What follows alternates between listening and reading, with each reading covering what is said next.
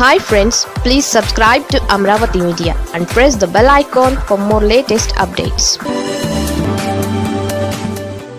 నారా ఫ్యామిలీకి జనసేన భజన పీక్స్.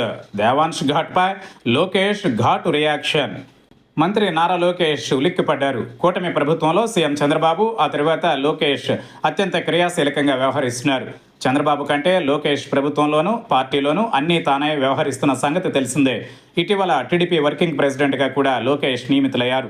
దీంతో లోకేష్కు మరింత ప్రాధాన్యం పెరిగింది. టీడీపీ, జనసేన, బీజేపీ నాయకులు తమ పబ్బం గడుపుకోవడానికి చంద్రబాబు, లోకేష్ను ప్రశంసలతో ముంచెత్తడం అర్థం చేసుకోవచ్చు.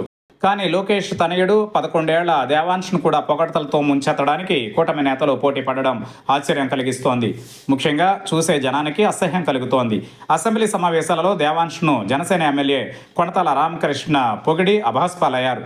ఈ నేపథ్యంలో గోదావరి పుష్కరాలలో ఏకంగా దేవాంశ్ పేరుతో ఘాట్ ఏర్పాటు చేయడం తీవ్ర విమర్శలకు దారితీస్తోంది. దేవాంశ్ ఘాట్ను ఆదర్శంగా అభివృద్ధి చేయాలని డిప్యూటీ సీఎం పవన్ కళ్యాణ్ ఆదేశాలు ఇచ్చారని రాజానగరం జనసేన ఎమ్మెల్యే బత్తుల బలరామకృష్ణ పేర్కొన్నారు. ఇందుకు సంబంధించిన వీడియో మంత్రి నారా లోకేష్ కంటపడింది. దీంతో ఆయన వెంటనే స్పందించారు. తన కుమారుడి పేరుతో ఎలాంటి ఘాట్ పెట్టకూడదని ఆయన ఆదేశాలు ఇవ్వడం గమనార్హం. ఇది చాలా హాస్యాస్పదంగా ఉందని కూడా ఆయన అసహనం వ్యక్తం చేశారు. వచ్చే ఏడాది గోదావరి పుష్కరాలు జరగనున్నాయి. ఇందులో భాగంగా కూటమి ప్రభుత్వం ఇప్పటి నుంచే చర్యలు తీసుకుంటోంది.